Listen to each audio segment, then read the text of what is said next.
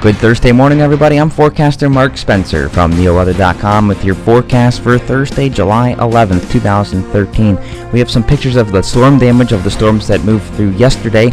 We'll take a look at those in a moment. Otherwise, we'll have clearing skies through the day today. It'll be much less humid than it has been for the past about week, but our warmer temperature is going to return next week. Get all the details and much more starting right now.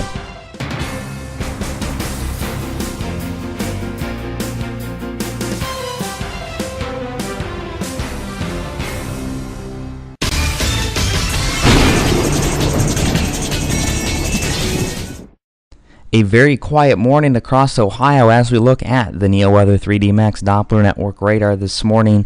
We can see that cold front that moved through yesterday brought all those showers and thunderstorms well off to our east. Now it extends from pretty much Maine all the way down back into the Dixie states of Mississippi, Louisiana, and Alabama.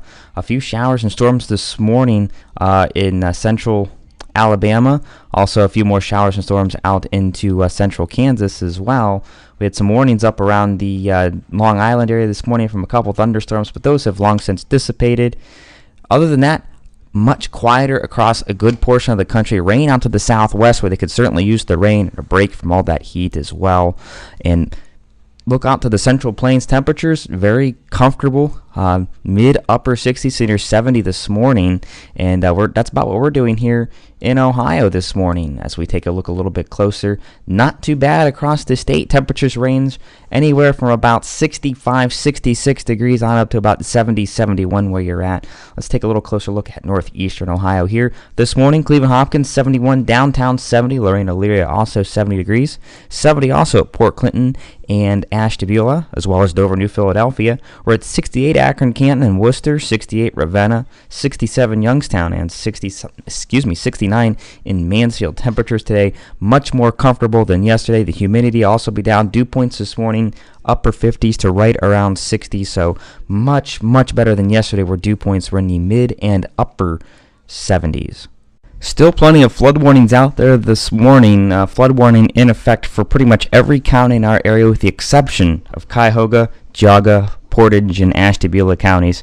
Not to say that there's not flooding out there. There could be some localized flooding where you're at, but more or less lots of flooding across the area. Let's also throw Carroll and Columbiana County not under the flood warning as well. We don't want to forget about them to our southeast, but a good majority of our area still under a flood warning through at least late morning. I would not be surprised to see several of these extended, especially from about Akron and west.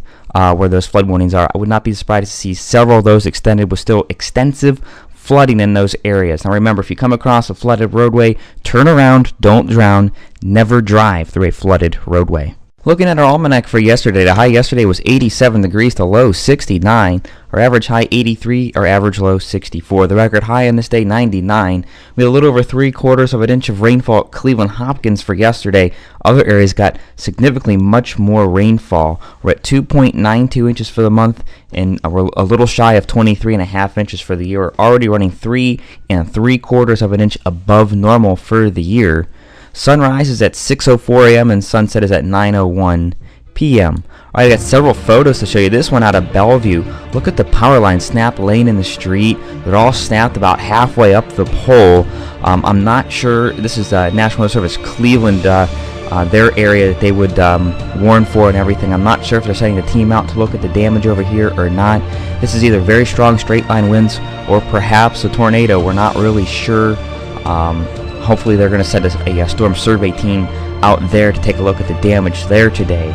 But that was a lot of damage there on those power poles.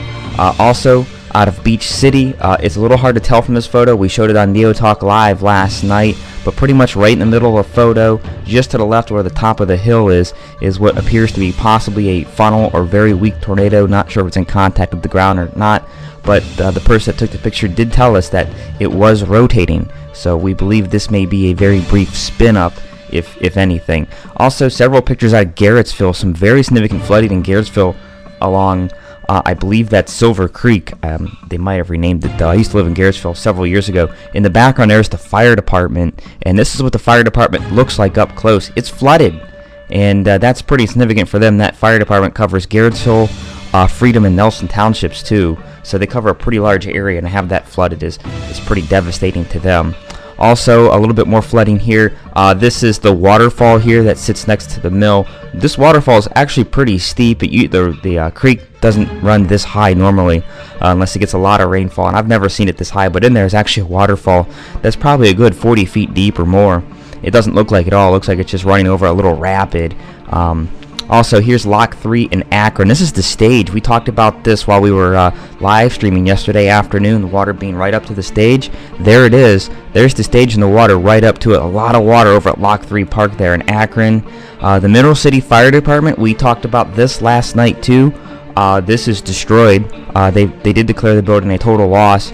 We're not sure if this got hit by a tornado or not. Now, this is in Tuscarawas County, which the National Weather Service in Pittsburgh warns for that area, and we're hoping they send out a storm survey team here today to take a look at the damage here. I was not able to see where they're sending survey teams out or not. They did not publish information on their website. Cleveland did not either. So hopefully they're sending out a storm survey team to look at the damage here. But this, I can't see straight line winds doing this to this building. It's completely destroyed. Also out of Alliance, this picture went around the internet quite a bit as a tornado. Not a tornado, this is a shelf cloud. Look off to the right side of the picture. Do you see the clear skies? It's bright. There might be some high clouds up there. Then you get to the center of the picture and to the left of the picture, and it's very, very dark. And it's perspective. It's the way this picture was taken and the angle it was taken at and how they were looking at the clouds. The clouds sharply go up. If you go from right to left, you can see the clouds sharply go up real quick. That's a shelf cloud. It's attached to the storm. I can see why people would think it's a tornado, but again, it's the perspective at which the picture is taken. This is a shelf cloud out ahead of a line of storms moving through Alliance. Also, we had this one on our fan page. We got over 2,000 shares on it. This is I-77 at Waterloo Road, completely underwater. You can see the cars underwater there. Also, another perspective of that same picture there. Again, a couple cars in the water. This picture is taken a little bit later. You see the traffic up on the bridge on I-77 at a standstill. Central Interchange, which is just a couple miles up the highway, was also closed, so traffic really had nowhere to go, as Central Interchange in Akron was also flooded. This picture of Akron Civic Theater downtown, I'm not sure if this is a pedestrian tunnel or what that is, if it's a storm drain tunnel or not, but regardless, just a lot of water flowing very quickly through that tunnel over at the Akron Civic Theater. So we had a lot of flooding around yesterday, still a lot of flooding today across the area. It's going to take a day or two to get everything out of here. The ground's still very wet and saturated in the water, just really has nowhere to go, so it's going to take some time to get that water out of here. All right, our forecast for today, not too bad. I went mainly cloudy this morning at 8 a.m., but that is pretty much all moved out.